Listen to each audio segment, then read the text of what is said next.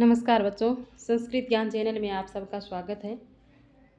और हम हिंदी की क्वेश्चन आंसर हल कर रहे थे। जो रीट का पेपर हमारे आ चुका है, उसमें हम L1 के भाषा फर्स्ट का जो हिंदी का है 30 क्वेश्चन है वो सॉल्व करेंगे।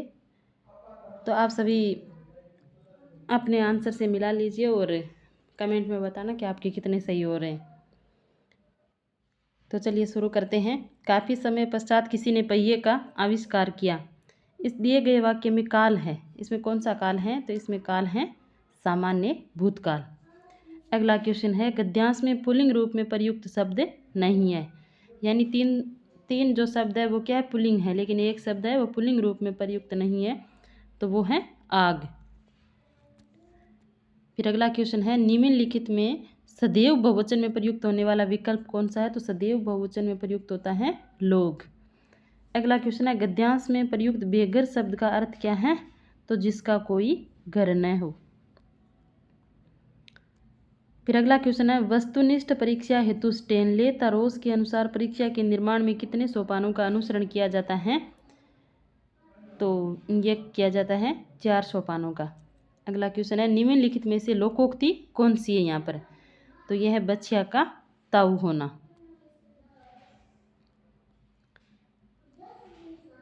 फिर अगला क्वेश्चन है कि मौन वाचन के लिए उचित कथन कौन सा है?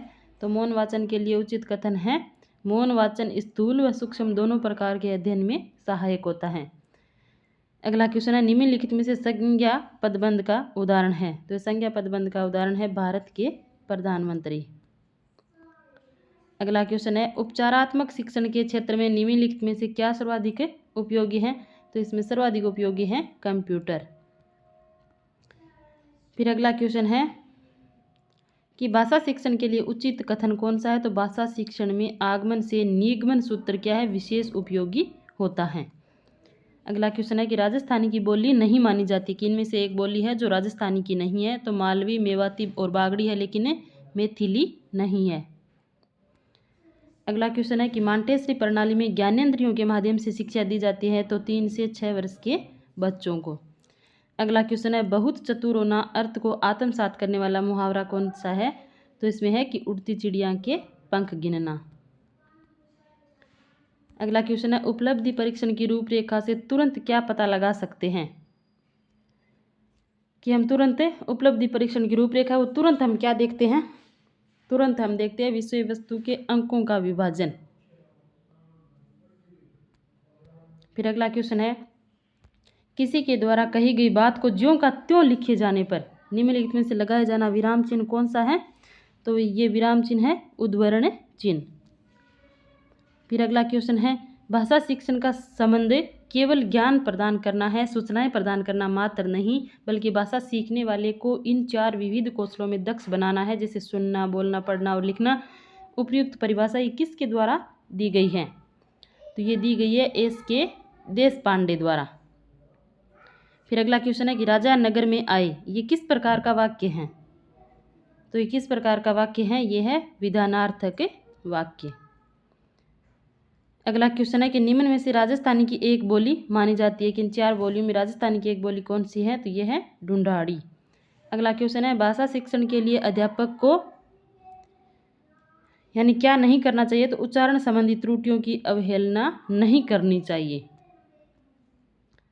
अगला क्वेश्चन है, जंगल के निवासी हिंसक पशुओं से नहीं डरते हैं, इस वाक्य में विधेय क्या है? तो इस वाक्य में विधेय है हिंसक पशुओं से नहीं डरते।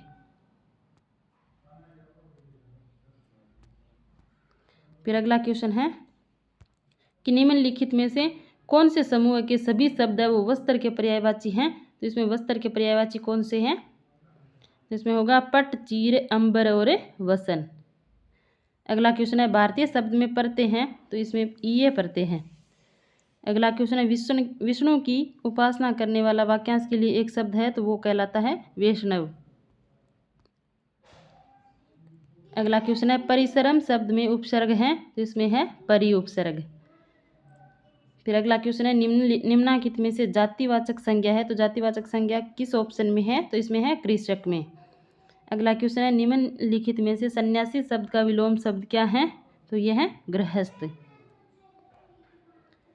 फिर अगला क्वेश्चन है तल्लीन शब्द का सही संधि विच्छेद होगा तो इसमें होगा तत् प्लस लीन। फिर अगला क्वेश्चन है गद्यांश में प्रयुक्त कलांती शब्द का अर्थ क्या है? तो कलांती का अर्थ होता है थकान। फिर अगला क्वेश्चन है हमें याद रखना चाहिए कि पाठ्य पुस्तक पढ़ाना ही पठन शिक्षण नहीं है, यद्यपि पाठ्य पुस्तक आधार या केंद्र अवश्य है। ये किसका कथन है? तो ये किसका कथन है? ये है WM रायबरन का। अगला क्वेश्चन है कि हर्बर्ट उपागम के जो 4 पद हैं उनको पंचपद प्रणाली में किसने बदला था? तो हर्बर्ट के एक शिष्य थे जिल्लर या सिल्लर के द्वारा। तो ये हमारे 30 क्वेश्चन समाप्त होते हैं। आप सब कमेंट करके बताइएगा कि आपके कितने क्वेश्चन सही हो रहे हैं, और अगर कोई भूल से कोई क्वेश्चन इधर उधर हो जाए तो आप शांति से कमेंट बॉक्स में लिख के बता सकते हैं, उसका हम हल अवश्य करेंगे। आप सबको बहुत बहुत धन्यवाद, और वीडियो पसंद आए तो लाइक शेयर सब्सक्राइब अवश्य कर दीजिए।